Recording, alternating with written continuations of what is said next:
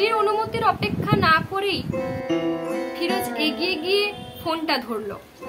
প্রথমে একটুক্ষণ জার্মান ভাষায় শুরু করে তারপর বলল বাংলায়, হ্যাঁ আসতে পারো, অবশ্যই এখনই চলে এসো। তোমার স্বামীর সঙ্গে আছে, তাকেও নিয়ে এসো, কোনো অসুবিধা নাই, হি ইজ মোস্ট ওয়েলকাম। আমরা এই নতুন বাসার ডিরেকশন বলে দিচ্ছি। হব্বান হবে নাম্বা, সেখান থেকে কাইজারস্ট্রাসের কর্নারে 11 নম্বর ট্রাম। ও গাড়িতে আসবে? তাহলে ফোন রেখে দিয়ে ফিরোজ বলল, রোজা আর তার হাজবেন্ড আমাদের ছেলেকে দেখতে আসছে। আমাদের অফিসে কাজ করে লুডভিক, তার কাছ থেকে শুনেছে। মালা বলল, তুমি তাকে আসতে বললে, কেন আসবে? ফিরোজ মালার কান ছুঁয়ে বলল, ওটা এদেশের ভদ্রতা, উতলা হয়েও না, আমরাও ভদ্রতা করব। দেখো ওরা বেশিক্ষণ থাকবে না।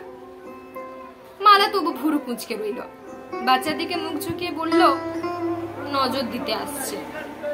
ফিরোজ হো হো করে হেসে উঠল। বারান্দার কাছে দাঁড়িয়ে আছে আহবাব আর ডালিম। ডালিম সদ্য এসেছে দেশ থেকে। সে ফ্রাঙ্কফুর্ট শহরটাই এখনো ভালো করে চেনে না। সে ফিসফিস করে জিজ্ঞেস করলো, এই রোজা কে?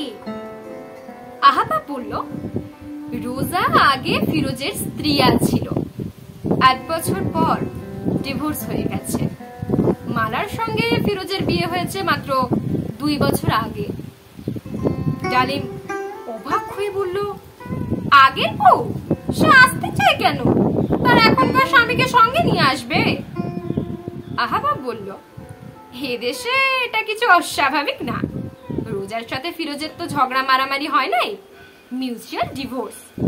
তারপরেও সামাজিক সম্পর্ক রাখতে তো অসুবিধা নাই কিছু। আবার আড্ডা শুরু হলেও ঠিক জমল না। এদের মধ্যে অনেকেই রোজাকে চেনে।